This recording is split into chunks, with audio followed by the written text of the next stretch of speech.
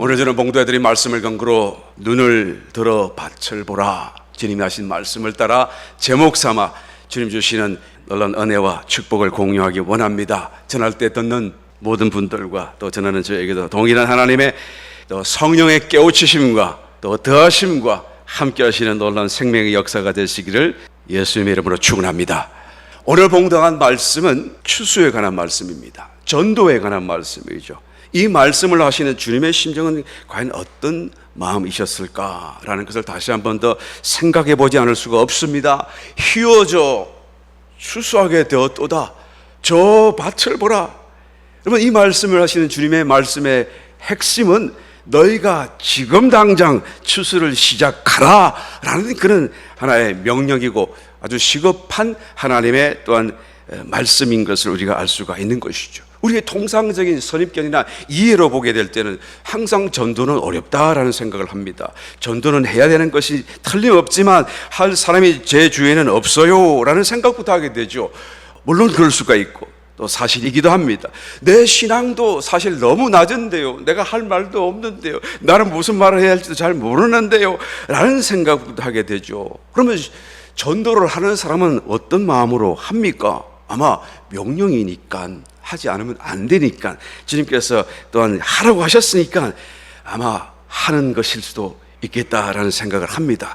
물론 맞습니다. 그렇게 억지로 한다고 할지라도 여전히 전도한다는 것은 좋은 것이고 귀한 것이고 정말 아름다운 것이 아닐 수가 없다라는 것을 먼저 말씀을 드립니다. 그래서 전도를 마지못해 한다고 할지라도 여전히 전도는 해야 하는 것이고 주님이 기뻐하시는 것이고 또한 주님의 명령을 우리가 순종해야 하기 때문이다라는 것입니다. 한국 어느 교회 가보니까 전도상을 준다고 상품을 준비했는데요, 교회 앞마당에 차를 하나 갖다 놨어요.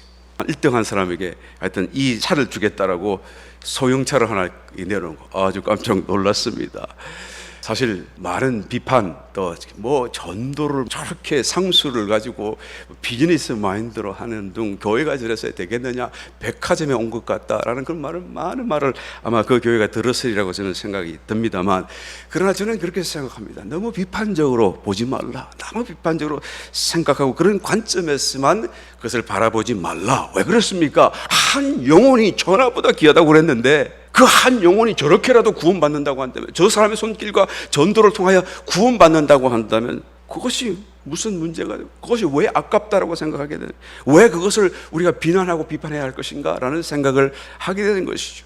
너무 비판적인 눈으로 바라보지 마시길 바랍니다. 오죽했으면, 얼마나 전도를 안 했으면 그랬을까, 아마 어떤 불쌍한 마음으로 아마 그런 생각을 가져야 돼요. 또 우리 또 그렇다 하는 생각, 동병상련의 마음을 가지고 아마 이해해 주시길 바라요. 그렇다고 해서 그렇게 하는 걸 잘했다 자꾸 이렇게 박수치며 우리도 여기도 모든 교회가 다 저래야 된다라고 장려하기는 또 좀 그렇지 않아요?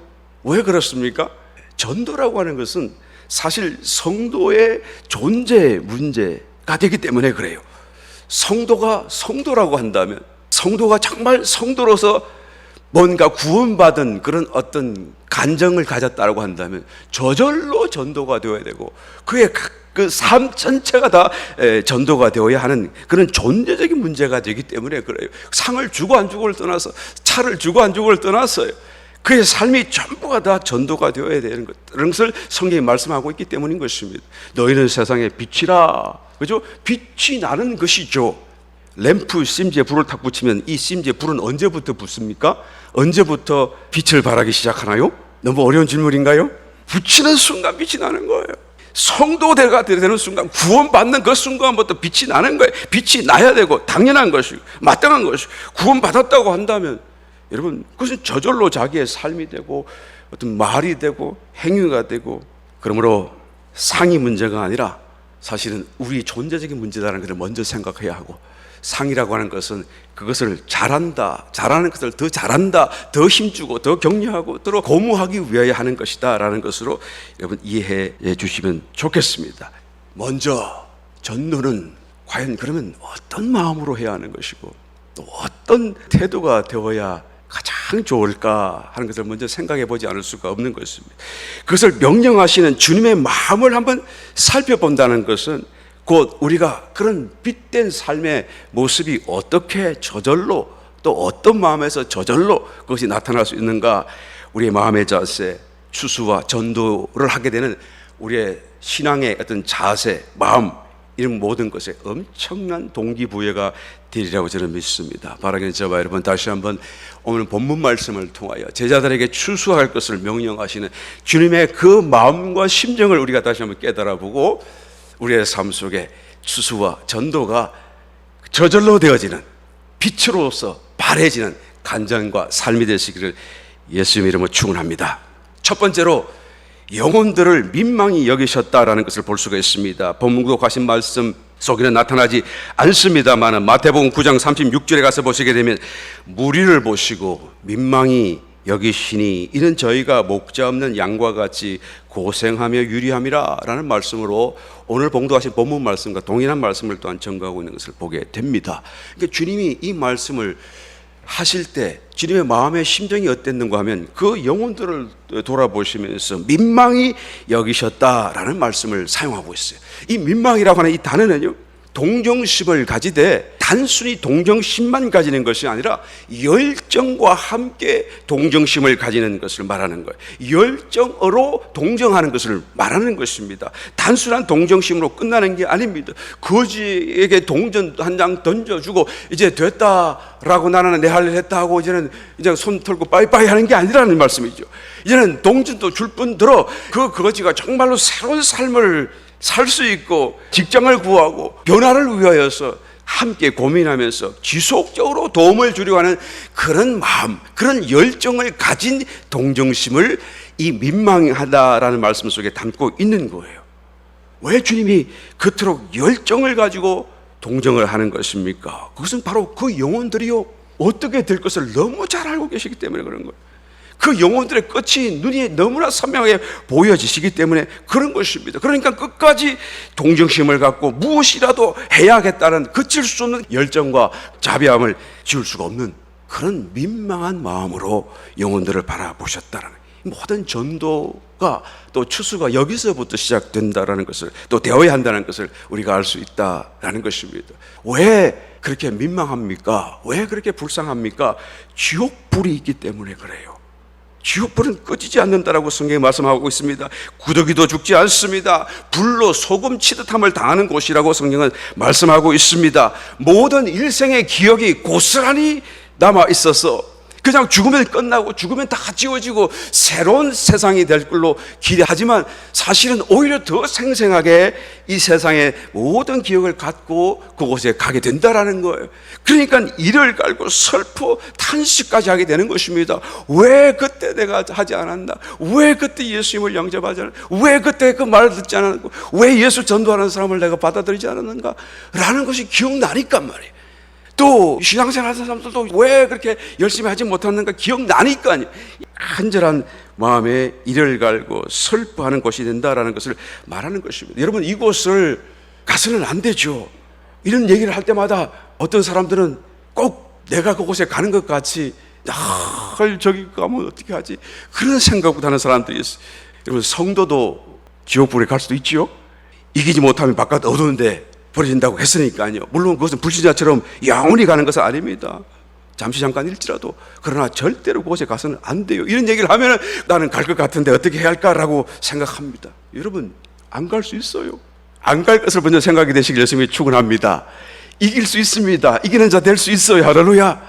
그래서 설교로운 자, 미련한 자 구별하지 않아요. 왜 설교를 없습니까? 할 수 있는 일을 했기 때문에. 왜 미련합니까? 할 수 있는데 안 했기 때문에 미련한 거예요. 너무 쉬운 일인데요, 사실 우리의 능력도 아닙니다. 하나님의 자비와 긍휼이 너무 커서 우리를 건져주시고 우리를 구원해주시고 우리를 도와주셔서 우리를 이기게 해주시는 거예요. 그런데 왜 내가 못한다고 얘기를 합니까? 왜 안 될 거라고 생각부터 하는 것이죠. 물론 우리 자신을 돌아보게 되면 안 될 것 같고 못할 것 같지만 주님은 하실 수 있다는 것을 우리는 인정해 드려야 될 줄 믿습니다. 이 지옥불에 가면 안 돼요. 이 지옥불은요, 본래 사탄과 그를 따르는 악한 영들을 위하여 만들어진 곳입니다. 마태복음 25장 41절에 가서 보게 되면 주님께서 양과 오른편, 염소 왼편 가르시면서 이런 말씀을 기록해 두고 있습니다. 또 왼편에 있는 자들에게 이르시되 저주를 받은 자들아, 나를 떠나 마귀와 그 사자들을 위하여 예비된 영영한 불에 들어가라, 그렇게 말씀합니다. 이 마귀를 위해서, 사단을 위해서, 악한 영들을 위해서 만든 거예요. 사람들을 위해서 만든 것이 아닌데 사람이 마귀를 따라가니까 할 수 없이 그곳에 던져질 수밖에 없다라는 것입니다. 그곳은 여러분 소망이 없는 곳입니다. 왜요? 영원하기 때문에. 이 사실을 어떻게 다 받아들여야 될지 한번 생각해 보게 되면 정말로 가슴이 철렁 내려앉을 수밖에 없어요. 영원한 곳이에요. 지옥불, 그 불고통이 영원하다는 거예요.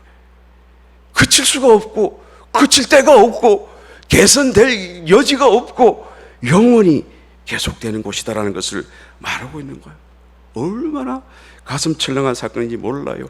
그러므로 이 지옥불 한 가지만 갖고도 우리는 정말로 불쌍한 영혼들을 민망히 여길 수 있어야 되는 것입니다. 나의 주변 사람들을 한번 돌아보시길 바라요.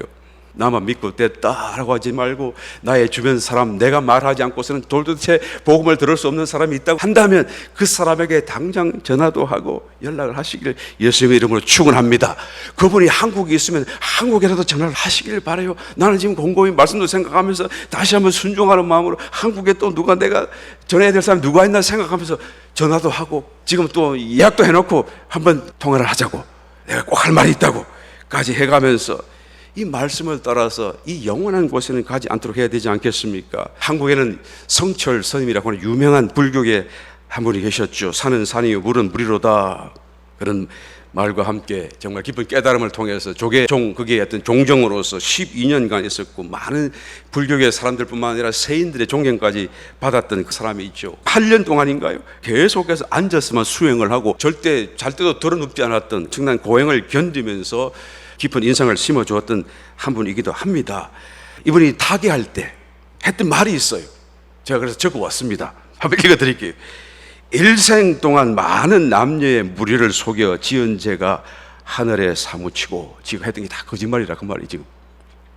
불교계에 있는 사람이라고 한다면 참 죄송합니다만은 제가 욕한다고 생각하지 말고 혹시 인터넷에 녹화된 걸 보게 되시면 여러분 당신의 영생과 장래가 달려있고 당신으로 해 다른 사람들까지 영향이 있다는 것을 생각하셔서 제 말씀과 이 또 성경 말씀을 다시 한 번 더 고민해 보시기를 간절히 부탁을 드립니다. 이건 욕하고 안 하기가 문제가 아니죠.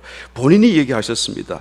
내가 속였다, 지은 죄가 하늘에 사무친다, 그래서 수미산을 지나쳐 산채로 무간 지옥에 떨어진다, 그 한이 만갈래가 되는구나. 조선일보 1993년 11월 5일 딱 기록되고, 그가 한 말이 정확하게 그렇게 지옥 갔다 그 말이에요. 난 지옥 간다 그 말. 어떻게 죽지도 않고 지옥 간 줄 알았는지, 그걸 보았는지 참 그것만 해도 대단한 사람이긴 해요. 그 면에 있어서는 특별한 사람이긴 해요. 그러나 여러분 결국 지옥 갔는데요. 그분이 아무리 위대한 사람일지라도 지옥 가버렸는데 어떻게 하겠어요? 죄의 문제를 결코 해결하지 못하고 지옥 간다는 말을 하고 지옥 갔잖아요. 죽어버렸잖아요.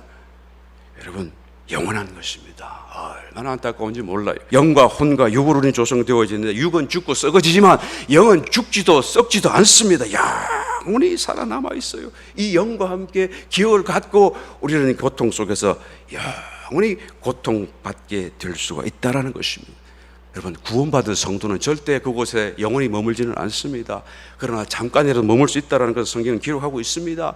이기는 자가 되지 못하면 바깥 어두운 데 내가 쫓기고 그 바깥 어두운 데가 바로 지옥불인 것을 정확하게 성경이 말씀하고 있습니다.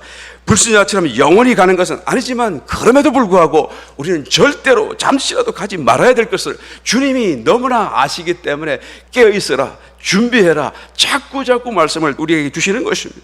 그러므로 우리도 준비해야 되고, 성도가 성도를 서로 보면서도 서로 민망히 여기시고, 불신자를 여길 때도 우리가 겸손한 마음으로 나도 혹시 잠깐이라도 갈 수 있겠구나 하는 생각으로 민망하게 생각하고 겸손하게 대할 수밖에 없는 부분이기도 하는 것이죠. 오늘 한번 기사를 보니까 일본의 오노다 히로라고 하는 사람이 있네요. 이 사람은 2차 세계대전 미국이 일본의 히로시마 나카시마에 원자폭탄을 투하하고 나면 무조건 항복하지 않았어요. 전쟁이 순식간에 다 끝나버렸습니다. 1945년 8월 15일 순식간에 다 끝나버렸어요. 그런데 이 사람은 저 필리핀 작은 섬에 파병이 되어가지고 거기서 이제 미국과 싸우고 있었는데 전쟁이 끝났어요. 그런데 전쟁이 끝난 줄 몰라요. 그러니까 어떻게 합니까? 미군이 비행기를 통해서 막 삐라를 뿌리고 전쟁 끝났다, 투항하라, 나오라. 그런데도 그것을 받아보고는 야, 이거는 미군들이 기만하는, 전쟁이 끝났는데 30년을 지나도록 자기를 혼자서 그 산속에서 싸우는, 그러다가 나중에 30년 만에 다시 손 들고 나와서 이 눈부신 발전을 이룬 그 일본 땅에 돌아왔던 그 사람의 얘기가 있더라고요. 그런데 정말 안타깝고 놀랍지 않습니까? 전쟁이 끝났는데 혼자서 30년 동안 속아서 그 산속에 숨어가지고 산 세월을 한번 생각해 보시길 바랍니다.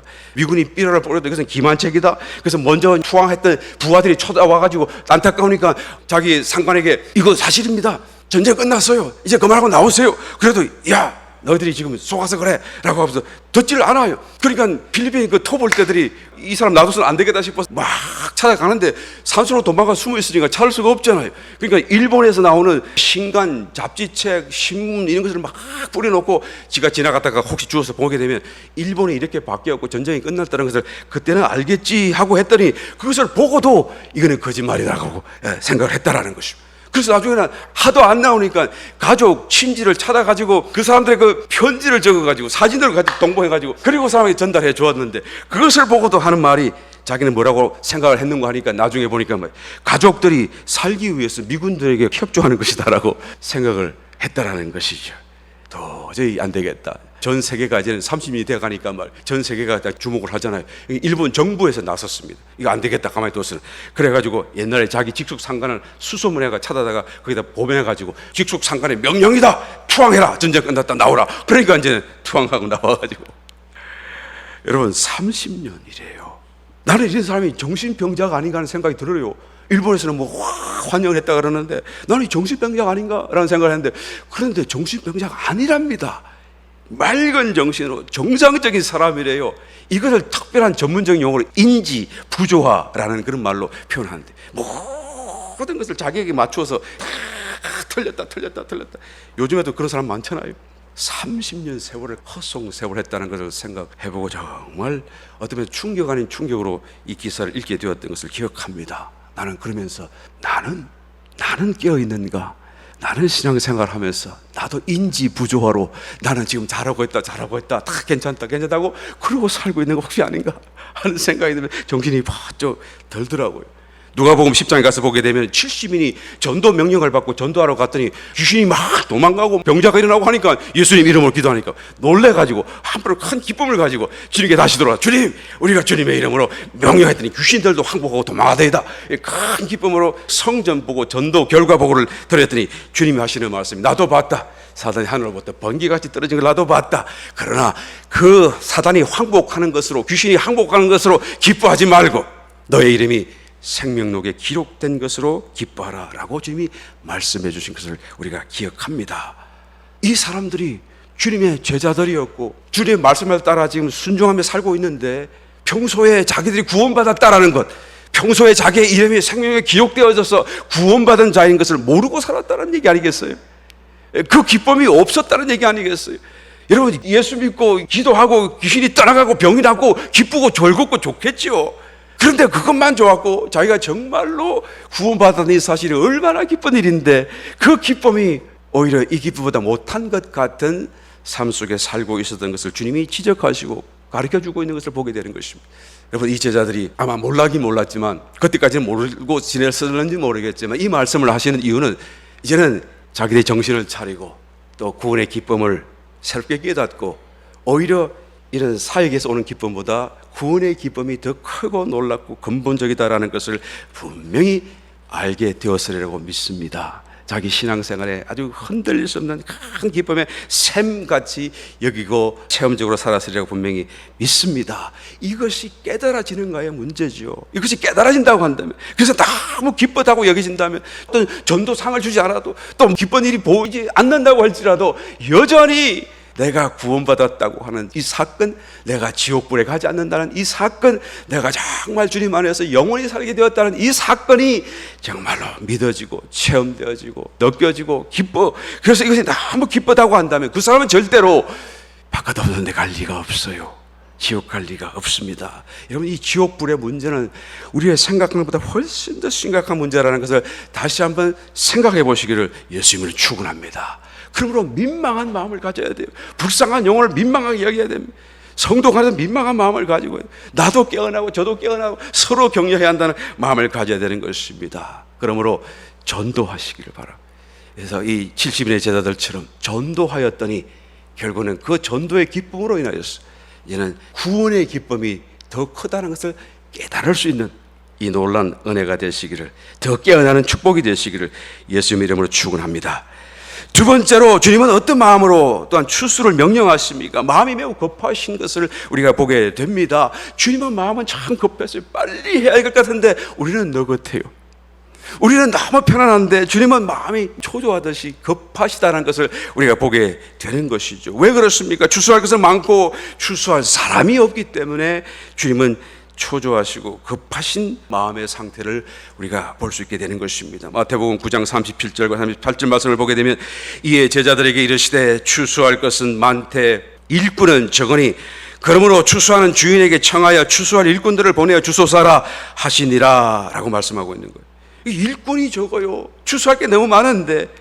여러분, 수확을 기다리는 농부의 마음을 한번 연상해 보시길 바랍니다. 만약에 수확할 것이 온 들판에 이렇게 해서 고개를 숙이고 있으면은, 그래서 그것을 전부 다 제 시간 안에 떨어지기 전에 다 수확할 수 있다고 한다면, 그런 만반의 준비가 되어 있다고 한다면 그것을 바라보는 농부의 심정은 정말 행복할 것입니다. 기쁠 거예요.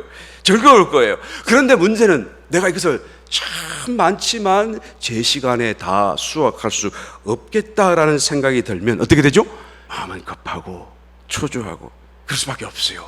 오늘 본문 말씀을 말씀하시는 주님의 심정이 이와 같다라는 것을 우리는 알아야 되는 것이죠. 35절 말씀, 너희가 넉 달이 지나야 추수할 때가 이르겠다 하지 아니하느냐? 내가 너희에게 이르노니 눈을 들어 밭을 보라, 희어져 추수하게 되었도다 라고 말하는 거예요.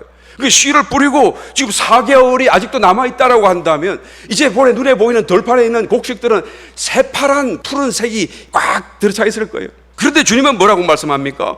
아니다, 다시 보라, 휘어져서 전부 다 하얗게 익어 있지 않냐, 고기를 쓰고 있지 않느냐 라고 지금 주님이 말씀하고 있는 것을 보게 되는 것입니다. 이것은 여러분 곡식의 추수를 얘기하는 것이 아니다라는 말씀이죠. 영혼 추수를 지금 말씀하고 생각하고 말씀하고 있다는 것을 우리는 알아야 되는 것이죠. 주님이 과연 초조해질 수가 있을까? 나는 말씀을 준비하면서 그런 생각을 한번 해보았어요. 주님이 초조하고 막 다급해질 수가 있을까? 처음과 것을 다 아시는 분인데 잘 모르겠어요. 그래, 하여튼 여기서 본문의 말씀을 보게 되면 주님이 꼭 그러신 것 같은 그런 모습으로 보여지고 있잖아요. 왜 그런 모습으로 보여집니까? 그 사태가 너무 급하다라는 것을 지금 우리에게 말씀해 주고 있기 때문인 줄 믿습니다. 그만큼 수확 대상자가 많은데 추수꾼이 적기 때문이다라는 것이죠. 한 걸음 더 나가서 36절 말씀, 거두는 자가 이미 싹도 받았고 영생에 이르는 열매를 모으나니 이는 뿌리는 자와 거두는 자가 함께 절구하게 하려 합니다. 이미 싹을 받았대요. 거두기도 전에 이미 싹을 먼저 주었대요. 거두는 자가 노동의 대가로 싹을 박는 게 정상적인 게 아니겠습니까? 그런데 추수를 하기도 전에 싹을 다 줘버렸대요. 이 말은 무슨 말입니까? 추수할 일꾼이 없기 때문에 너도 다 하라, 볼 거 없다, 얼마나 추수할 일이 급한가라는 것을 암시하는 내용이죠. 미시나라고 들어보셨잖아요. 모세가 하나님께 들은 말씀을 기록한 말씀들이 성경에 있어요. 그게 모세 오경이죠. 그런데 들은 말씀이 더 많을 거 아니겠어요? 그게 다 기록하지는 못했을 거 아니겠어요? 그게 다 기록하지 못한 것 중에 구전으로 전하는 말씀이 있다는 거예요. 그 말씀을 전하다 기록한 것이 있는데 그것이 미시나라고 하는 유대, 나중에 탈무드의 그 전신이죠. 그래서 이 미시나라는 기록 문서에 보게 되면 이런 글귀가 있다고 합니다. 그날은 짧고 할 일은 엄청난 양이다. 그러나 일하는 자들은 게으른데 삭은 풍성하고 집 주인은 참으로 급하다. 어떻게 알고 이렇게 다 같이 이런 말을 기록해 두었는지 정말 이게 성령의 감동이 아닐까 하는 그런 생각을 하게 됩니다. 정말 우리는 너긋하고 우리는 게으른데 주님의 마음은 급하다, 주인의 마음은 급하다. 삭슨 풍성하게 준비되었다. 그러면 주님의 마음이 급하신 이유는 생각해 보게 되면 매우 당연합니다. 주님의 취하신 말씀과 모든 자세와 태도가 정말로 합당하다라는 것을 우리는 두 손 들고 우리는 아멘 할 수밖에 없어요. 왜 그런가 하면 이 말씀을 하시는, 우리 봉독하신 본문 말씀에 바로 배경이 되는 내용이 뭔가 하면 그 사마리아 수가성 여인의 그 전도, 회개, 그 사건을 기초로 하여서 이 말씀이 연결되어 말씀된 거 아니겠습니까? 그 사마리아 성을 들어오는데 사마리아 성에 있는 사람들은 전부 다 이스라엘 백성들이, 유대인들이 멸시하는 사람이잖아요. 신앙에서도 배제되고 모든 멸시받는 집하고 종족이 되어버렸는데, 이 사람들 중에서도 그 수가성 여인, 주님이 만났던 그 여인은 5 남편과 결혼한 적이 있고 6번째와 살고 있는데 그 얼마나 깊은 사랑이 있고 숨고 싶은 형편이지 않겠어요? 이 사마리아 사람들조차가 벌써 따돌림받고 멸시받는데 그 속에서도 더 숨고 싶은 그 여인이 주님을 만난 거예요.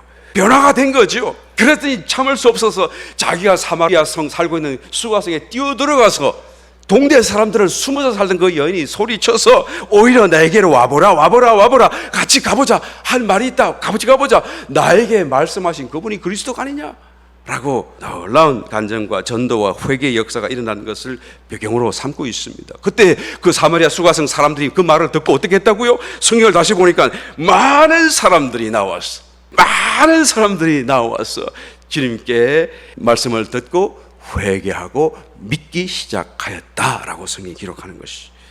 그럼 와보라 말 한마디 했는데, 그죠?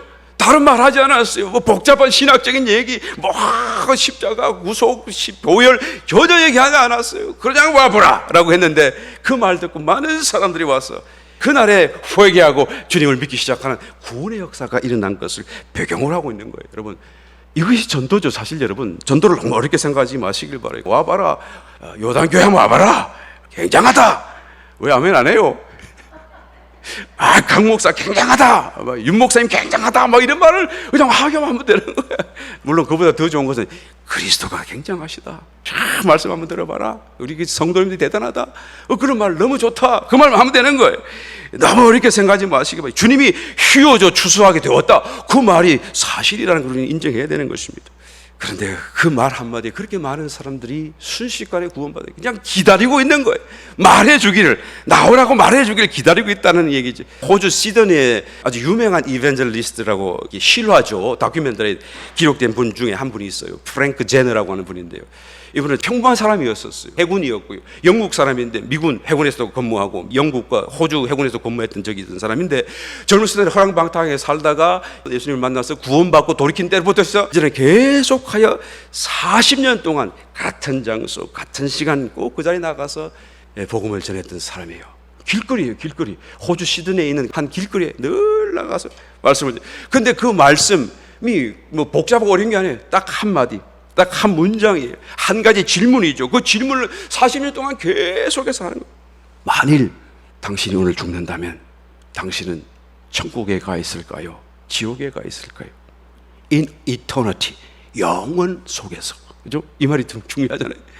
이제 죽으면 영원 속에 들어가게 될 텐데, 당신이 오늘 밤 죽으면 천국에서 영원히 살까요? 지옥에서 영원히 살까요? 이렇게 질문을 했던 거예요. 처음 만나는 사람과 길거리에서 excuse me 하고 그냥 내가 질문 한 가지만 하겠습니다. 그러고 탁 이 말 던지는 거예요. 그리고는 미안합니다 하고 딱 돌아서 가버리는 거죠. 당신이 그냥 마음에 안 상했으면 좋겠어요 하고 가버리면 좋겠습니다. 그리고 가버리는 거예요. 그렇게 40년을 길거리 전도를 했는 거예요. 자기는 40년 전도했지만 아무도 내가 당신 말 때문에 구원받았다, 예수 믿기 시작했다 전해주지 않으니까 자기는 40년인데 죽을 때가 되어서 나는 열매 없는 헛 열심만 했구나라고 후회를 하고 내가 주님 앞에 서면 어떻게 하지? 라고 하면서 이제는 죽게 되었는데요, 나중에 알고 보았더니 그가 했던 그 말이 들은 사람들마다 뭐 저런 이상한 사람이 있어 하고 갔는데 잊혀지지가 않는 거예요. 집에서 계속해서, 직장 생활 하면서 계속해서 내가 오늘 밤 죽으면 그 미친 사람이 했던 그 말이 자꾸 맴도는 거예요. 내가 정말 천국 가, 지옥 가, 정말 천국이 있으면 어떻게 하지? 지옥이 있으면 어떻게 하지? 결국 그렇게 해서 그 말에 이끌려가지고 교회를 가고 이제 신앙생활을 하고 회개하고 전도된 사람들이 나중에 공식적인 통계, 정말 확인된 숫자예요. 그 숫자만 알아본 결과 14만 6천 명이 돼요. 14만 4천 명이었으면 좀 더 어찌 뻔했나요? 네, 아니에요. 더 많은 숫자예요. 14만. 확인된 숫자만요. 놀랍지 않습니까? 그냥 말 한마디, 질문 한 가지 던졌는데 그걸로 인해서 그토록 많은 사람들이 전도 그냥 그 말씀이 떠나가지 않아서 결국엔 주님께로 돌아오고 회개하고 선교사가 되고 목사가 되고 많은 변화가 일어났던 것을 여기저기에서 나도 그때 그 장소 그곳에 아주 노신사한 사람이 했던 그 말 때문에 나는 주님을 믿게 되었어. 그 사람들 주님 앞에 설 때 얼마나 이 프랭크 제너를 칭찬하고 감사하고 주님 앞에 그를 또 인정하지 않겠습니까? 여러분, 하면 됩니다. 전도하면 전도가 됩니다. 이게 내 말이 아니고 주님의 말씀이에요. 믿으시기를 예수님이 축원합니다. 심지어 주님이 그 삭스로 말씀한 것이요, 누가복음 10장에 가서 보게 되면 정확하게 기록되어 있습니다. 그 삭스를 이미 주었다 그랬잖아요. 그런데 그 삭이 무엇인지 누가복음 10장에 가서 보게 되면 그 집에 유하면 주는 것을 먹고 마시라. 일꾼이 그 삭을 얻는 것이 마땅하니라 라고 말씀하고, 누가복음 10장에서도 70인 제자들을 갖다가 전도를 나가도록 명령하시면서 지갑도 가지지 말고 주머니도 채지 말고 지팡이도 들지 말고 그리고 신발 따로 더 구하지 말고 있는 그대로 가서 전도하라. 그러면 가는 데마다 너희가 다 영접받고 다 공급할 것이다, 필요를. 그러니까 일꾼이 그 삭스를 받는 것이 마땅하다라고 주님이 말씀해 주신 거예요.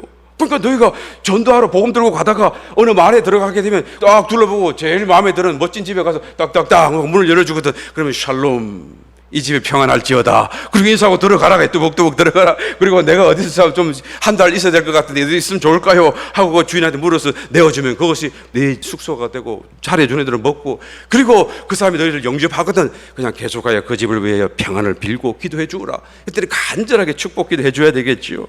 그렇게 하라는 거예요. 그런데 나중에 예수님이 고난받기 직전에 제자에게 다시 물어봅니다.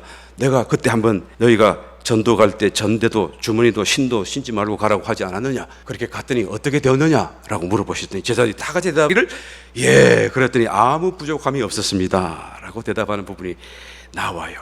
여러분, 그만큼 우리의 전도를 기다리는 사람들이 얼마나 많은지, 우리의 생각 그 이상으로 참으로 안타까운 심령들이 주변에 있다는 것을 꼭 기억하게 되시기를 예수님 이름으로 축원합니다. 그래서 그냥 전하는 거예요. 그냥 인터넷 선교 얼마나 쉬워요. 주소방 선교 얼마나 쉬워요. 그 이메일 주소 하나만 받아오면 되는. 들어와 보세요. 그러면 인터넷 주소를 다 그냥 세우미한테 주기만 하면 그러면 그때로는 끝난 거예요. 그리고 그분을 위해서 기도만 해주시면 되는 거예요. 세 번째로 주님께서는 어떤 마음이십니까? 함께 즐거워하기를 원하시는 것이죠. 36절 말씀, 거두는 자가 이미 싹도 받고 영생에 이르는 열매를 모으나니 이는 뿌리는 자와 거두는 자가 함께 즐거워하게 하려 함이니라. 여러분, 씨를 뿌리는 이유는 수확하기 위함이죠. 주님은 씨를 뿌리는 분이셨어요. 마태복음 13장에서 씨 뿌리는 자의 비유에 나타나는 그분이 주님이시죠. 또 그 씨도 말씀이신 주님이시죠. 그러니까 씨도 주님이시고 씨 뿌리는 자도 주님이시고, 공생애를 통하여 천국 복음을 계속 뿌렸어요. 그때로부터 많은 사람들이 그 천국 복음이 씨로서 뿌려져 있고 전 세계로 흩어져 있는 것이죠. 또 구약의 선지자와 일꾼들도 율법을 따라서 하나님의 말씀을 다 씨로서 뿌려 놓았었습니다. 그런데 그 뿌려진 씨가 이제는 열매를 맺고 이제는 수확을 기다리고 있다라는 것이죠. 여러분, 수확해야 우리가 씨 뿌리는 기쁨도, 수확하는 그 기쁨도 다 기쁨을 우리가 누릴 수 있지 않겠습니까? 그 수확을 누구에게 맡겼습니까? 바로 신약 시대를 살고 있는 저와 여러분, 신약 성도들에게 그 결실을 거두는 것을 맡겨놓으셨다라는 것을 오늘 본문 말씀하고 있는 것입니다. 뿌리는 자와 거두는 자가 함께 기뻐하기 위함이다.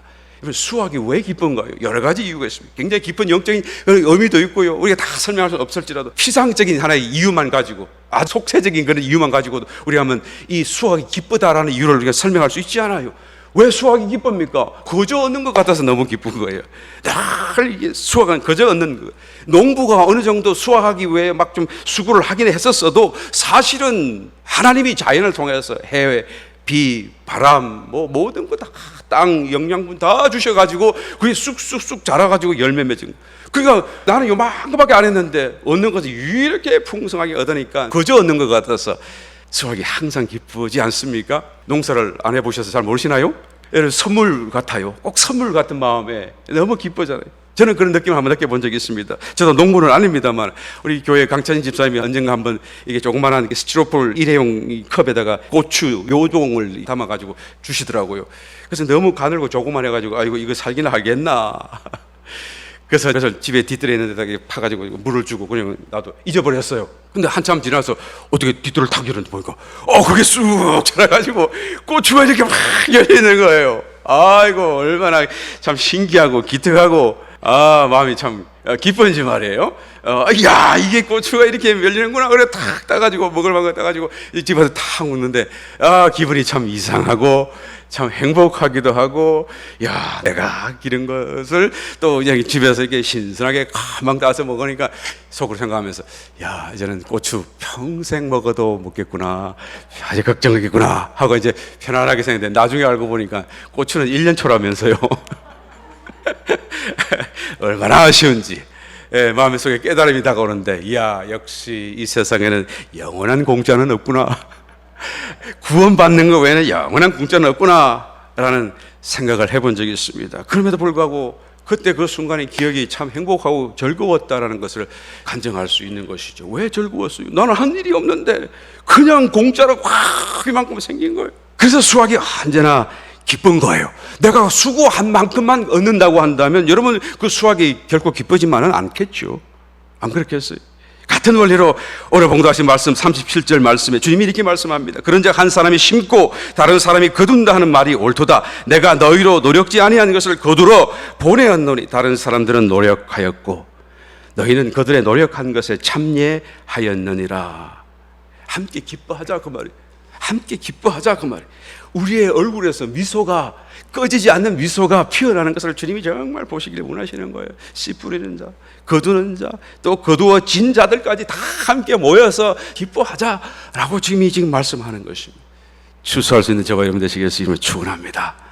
이 추수가 주는 독특한 영적인 기쁨, 거기다 플러스 또 그것을 통해서 그 70인의 제자들처럼 그렇게 했더니 더 깨어나는 축복, 내 이름이 생명록에 있다는 것, 저 사람과 함께 나도 있다는 것을 새롭게 깨닫고 정말 권원적인 기쁨이 또한 느껴지는 깨어난 자가 되어져서 이기는 자가 되고 주님 오시는 그날에 정말 받아야 될 예비하신 그 상을 함께 받는, 함께 기뻐하는 저와 여러분 다 되시기를 예수님 이름으로 축원합니다.